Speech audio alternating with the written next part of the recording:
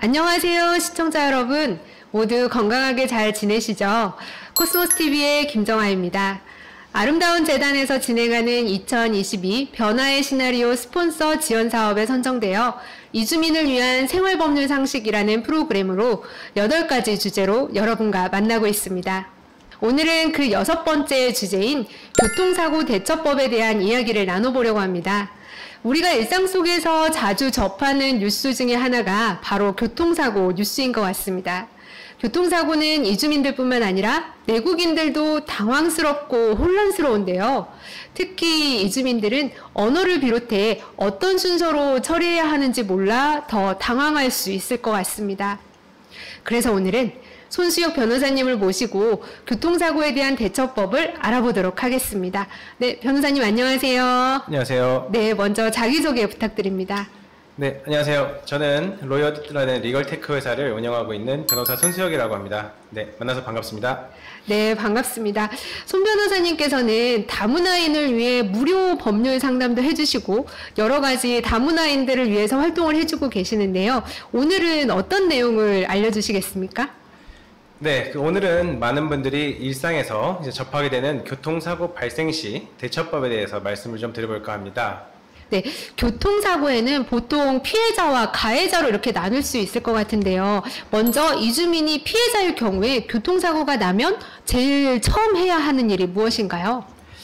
네, 이 부분은 일단 현실적인 부분과 이제 법률적인 부분을 나눠서 좀 설명을 드리는 것이 좋을 것 같은데요. 이제 먼저 현실적인 부분부터 말씀을 드리면 교통사고의 가해자이든 이제 피해자이든 일단 사고가 났을 때 이제 가장 중요한 일은 무엇보다도 이제 안전 확보입니다. 특히 이제 사고 사실을 뒤에서 이제 따라오는 다른 운전자들에게 알려서 2차 사고를 방지하는 것이 중요한데요.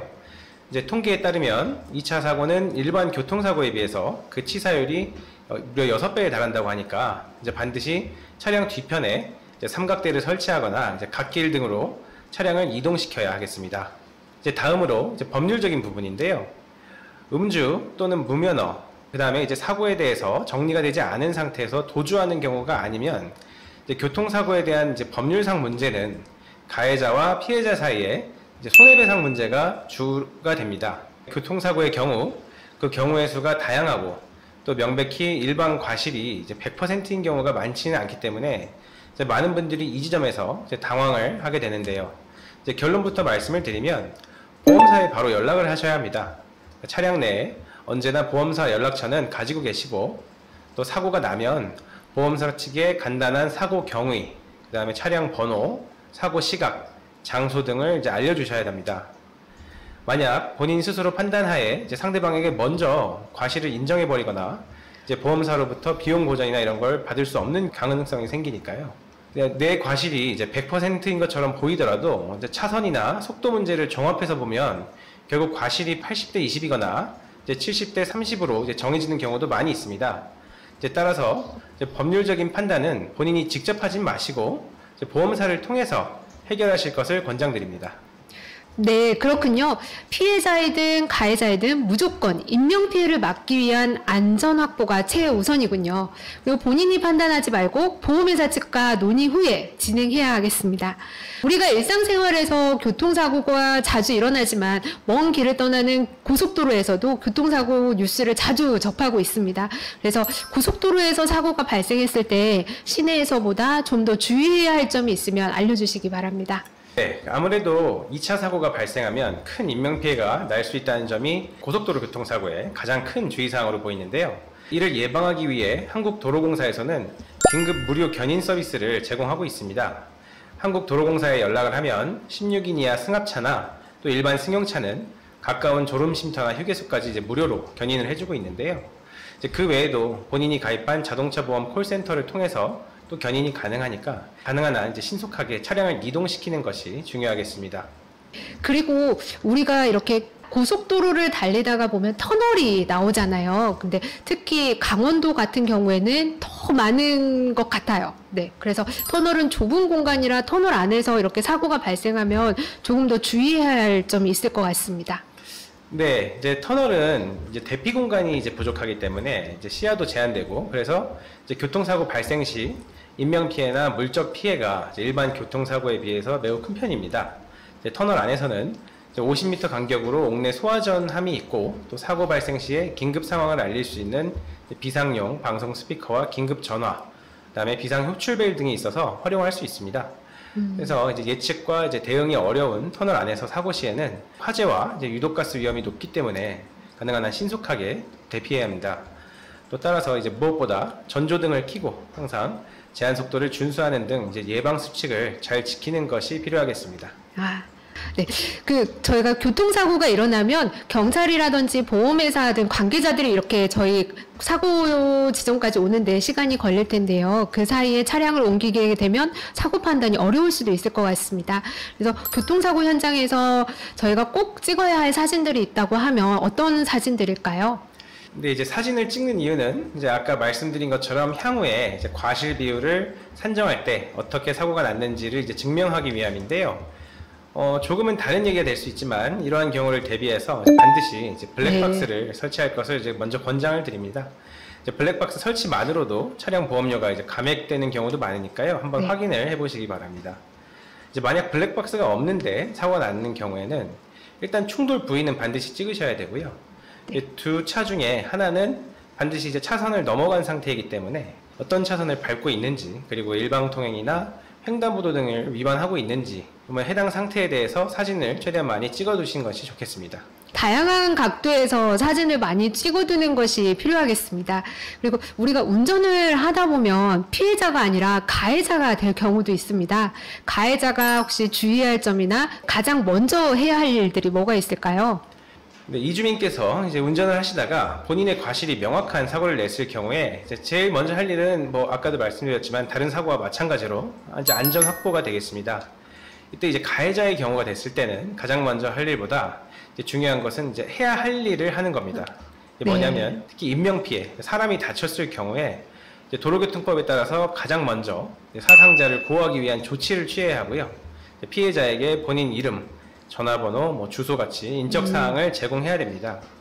만약 피해자 구조를 하지 않고 이제 현장을 이탈하면 소위 뺑소니라고 하죠. 이제 이 경우에는 특정경제 가중처벌 등에 관한 법률에 따라서 매우 이제 중한 처벌을 받게 됩니다. 이제 법에 규정된 처벌만 해도 만약 단순 도주했는데 피해자가 사망에 이르면 무기 또는 5년 이상의 징역에 처하는데요. 이제 피해자가 부상만 입은 경우에도 1년 이상의 징역, 500만 원 이상 3천만 원 이하 벌금이니까 결코 작지가 않습니다. 그리고 이제 여기서 이제 어디까지가 법률상 도주, 그러니까 뺑소니에 해당하느냐. 그래서 이제 이게 쟁점이 되는 경우가 많습니다. 네. 예를 들어서 피해자에게 이제 자신의 신원을 확인할 수 있는 명함 같은 자료를 제공해 줬다고 하더라도 만약에 피해자 구호를 충분히 했다고 보기 전에 현장을 이탈하면 도주로 인정한 사례가 대법원 판례가 있고요. 네. 또 사고 후에 전화 통화를 위해서 10분 동안 사고 현장을 떠났다가 피해자를 구조한다고 다시 왔는데도 이 경우에도 기소가 되어서 무죄는 받았지만 기소가 된 경우가 있습니다. 따라서 이제 본인 과실로 사람이 다쳤다고 판단되는 경우에는 이제 구급차 출동 요청이나 병원 후송 같은 조치를 반드시 이행하실 것을 권장하는 바입니다. 네, 피해자든 가해자든 우선 인명의 안전을 확보하는 게 최우선인 것 같습니다. 여러분들 반드시 구호 의무를 꼭 지켜주시기 바랍니다. 네, 우리가 만약의 사태를 또 대비해서 준비하는 게 바로 보험인데요. 자동차 보험은 의무가입이라고 제가 알고 있는데 혹시 이게 맞나요? 네, 맞습니다. 네, 이 부분에 이제 특히 아마 많은 이주민들 분들께서 이제 모르고 계신 경우가 좀 있을 것 같은데요. 자동차 보험도 이제 다른 보험과 마찬가지로 선택사항이지 않느냐, 이렇게 생각하시는 분들이 왕왕 있습니다. 네, 하지만 이제 자동차 손해배상 보장법에 따라서 소위 이제 책임보험이라고 하는 의무보험에는 모두 이제 가입을 하셔야 됩니다. 만약 이제 의무보험을 가입하지 않고 운전했을 경우에는 자동차 보유자는 이제 1년 이하의 징역 또는 1천만 원 이하의 벌금에 처해지게 되고, 또 운전을 하지 않더라도, 그러니까 차량을 보유만 하더라도 기간에 따라서는 과태료를 부과받게 됩니다. 물론 이제 이른바 이제 자차보험이라고 하죠. 이제 사고 시 본인 차량에 대한 수리, 이 부분에 대한 보험 가입은 이제 선택사항이 맞습니다.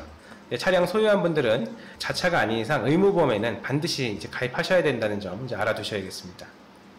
네, 그렇군요. 이주민들이 잘 몰라서 보험을 가입하지 않는 경우가 있을 수도 있겠어요. 근데 만약 보험 미가입 상태에서 운전을 하다가 사고를 낸 경우는 어떻게 될까요? 네, 이 질문은 이제 먼저 의무보험 가입 후 사고 냈을 때 경우부터 이제 살펴보면 좀 이해가 쉬울 것 같은데요. 네. 이제 의무보험에 가입을 하고 사고를 냈는데 상대방이 다쳤을 경우에는 이제 소위 12대 중과실이라고 하죠. 뭐 예를 네. 들어서 중앙선을 침범해서 사고를 낸 경우가 아니면 이제 처벌을 받지 않습니다. 기소를 당하지 않는데요. 근데 이제 의무보험에 미가입 상태에서 운전을 했다가 사고를 낸 네. 경우에는 이제 피해자가 얼마나 상해를 입었냐에 따라서 손해배상과는 별도로 또 국가로부터 처벌을 받게 된다. 이 점을 알아두시고 보험에는 반드시 가입을 하셔야겠습니다. 아, 그렇군요. 네. 여러분, 자동차 보험은 의무 가입임을 꼭 인지하시기 바랍니다. 교통사고 뉴스에서 또 자주 접하는 뉴스 중에 하나가 음주운전인데요. 여러분, 절대 음주운전은 안 됩니다. 근데 한강에서 요즘에 또 날씨도 좋고 코로나도 풀리고 이랬는데요. 전화 왔어요. 친구 어디? 나 한강. 나 여기 근처인데 빨리 와. 따릉이 타고 갈게. 이렇게 뭐 따릉이가 일상화되어 있는 서울에서는 자주 들을 수 있는 대화인데요. 근데 요즘은 뭐 자동차 외에 오토바이, 자전거 또는 전기 스쿠터 등의 이륜차들도 음주운전에 해당이 될까요? 일반 이제 네. 차량의 음주운전에 대해서는 네. 말씀하신 대로 먼저 워낙 많은 분들이 잘 들어서 이제 알고 계시는데요. 네. 다만 이제 자전거나 특히 요즘 네. 이제 길거리에 많이 보이는 전기 스쿠터 또 이제 음주운전 처벌 대상에 포함되는지 네. 이 부분에 대해서는 많은 분들이 이제 궁금해하시는 사항입니다. 결론부터 말씀을 드리면 전동 킥보드, 뭐 전동 네. 스쿠터, 자전거 이제 모두 음주운전 처벌 대상에는 포함이 됩니다. 법률로는 이제 이런 교통수단을 이제 개인형 이동 장치라고 하는데요. 네. 다만 이제 자동차와 처벌의 정도가 좀 다릅니다. 자전거의 경우 혈중 알코올 농도가 0.03% 이상의 경우에는 범칙금 3만 원. 음주 측정을 거부할 경우에는 범칙금 10만 원이 부과되고요. 이 경우에도 근데 인명피해로 교통사고를 발생시키면 5년 이상 금고, 네. 또 2천만 원 이하 벌금이 부과되는 만큼 각별히 주의하셔야겠습니다. 아, 그렇군요. 네. 그리고 저희 이주민들 같은 경우는 특히 뭐 경찰, 법률 이러면 잘못을 저지른 것도 아닌데 괜히 접근하기 어렵고 혹시 불이익이 있는 게 아닌가 하고 불안하게 됩니다. 근데 변호사님께서 개발하신 프로그램이 있다고 제가 들었는데요. 변호사님 소개해 주실 때 처음에 로이어드라는 리컬테크 회사를 운영하고 있다고 하셨습니다. 그래서 로이어드 소개 잠깐 부탁드리고요. 이 로이어드에서 저희 이주민들도 이용할 수 있는지 좀 안내 부탁드릴게요. 네, 이제 물론 이용하실 수 있고요. 로이어드는 범죄별로 1만 네. 건 이상의 판결문 데이터를 이제 수집해서 제작되었는데요. 이제 음주운전의 경우 이제 재판을 받을 법원, 또 혈중 알코올 농도, 뭐 전과 이런 내용들을 차례로 입력하면 예상되는 형량 그리고 전국에서 가장 무겁게 처벌받은 사례, 또 전국에서 본인 사건과 가장 유사했던 사례, 이제 3건 이렇게 해서 많은 판례 정보가 네. 차례로 나타나게 됩니다. 본인이 이제 음주운전의 가해자이거나 피해자가 되면 미리 이런 처벌 정보를 알면 이후 대책에 관해서 어떤 합리적인 판단이 네. 가능하다 이런 취지에서 제작된 프로그램이고요. 현재 로이어드 홈페이지에서 무료로 서비스가 제공되고 있으니까 본인 사건이 아닌 경우였으면 좋겠지만 어쨌든 필요하신 경우에 많은 이용 부탁드립니다. 아, 네. 좋은 프로그램이고 접근성이 아주 뛰어날 것 같습니다. 네. 여러분, 이렇게 교통사고 대처법에 대해서 손 변호사님하고 알아보고 있는데요. 혹시 이주민들의 교통사고를 막기 위한 대안이나 뭐 대처법이 있을까요? 네, 사실 이제 교통사고를 막는데 네. 이주민분들이나 내국인들이나 사실 큰 차이는 없을 겁니다. 이제 네. 무엇보다도 이제 교통법규를 준수하고 네. 운전하실 때 주의 의무를 잘 이행하는 것 외에는 어떤 특별한 왕도는 없지 않을까 이렇게 생각합니다. 네, 그렇군요. 여러분 안전운전 하시기 바랍니다. 저희 마지막으로 코스모스 TV 시청자들에게 뭐 당부의 말씀이라든지 꼭 전하고 싶은 말씀 있으시면 부탁드리겠습니다. 네. 교통사고 전문가가 아닌 이상, 심지어 전문가라고 할지라도 교통사고가 났을 때는 누구나 당황하기 마련입니다. 미리 예방 차원에서 교통법규를 준수하시라는 것은 아무리 강조를 해도 지나치지 않을 것이고요. 부득이 사고가 난 경우라면 당황하지 않고 또 침착하게 안전조치 수행, 그리고 보험사 연락 같은 단계를 하나하나씩 수행하면 피해를 최소화하실 수 있을 것입니다. 네, 감사합니다. 이렇게 손 변호사님하고 교통사고 대처법에 대해서 알아봤습니다. 시청자 여러분, 이주민 여러분의 교통사고 발생에 대한 대처에 관해서 간단히 설명을 드려봤는데요. 교통사고가 워낙 경우의 수가 많기 때문에 오늘 이 시간에 전부 다 설명드릴 수 없었습니다. 사고 발생 시에는 항상 침착하게 상황을 잘 관리한다는 마음으로 사안에 대응하시기 바랍니다. 처벌에 대한 정보가 필요하다면 로이어드 홈페이지에 방문하셔서 관련 정보도 이렇게 함께 이용하시면 좋겠습니다. 네, 감사합니다. 감사합니다. 감사합니다. 네. 아름다운 재단에서 진행하는 2022 변화의 시나리오 스폰서 지원 사업에 선정되어 이주민을 위한 생활법률 상식 8가지 주제 중 교통사고 대처법에 대해서 알아봤습니다. 시청자 여러분, 여러분 일상 속에서 일어날 수 있는 교통사고 당황하지 마시고 오늘 말씀드린 대로 무엇보다 인명이 우선임을 명심해 주시기 바랍니다. 교통사고를 예방하기 위해서는 교통법규를 준수하는 것이 매우 중요합니다. 여러분들 늘 안전운행 하시기 바랍니다. 그럼 다음 시간에는 7번째 주제인 부동산 임대차 계약에 대해서 알아보도록 하겠습니다.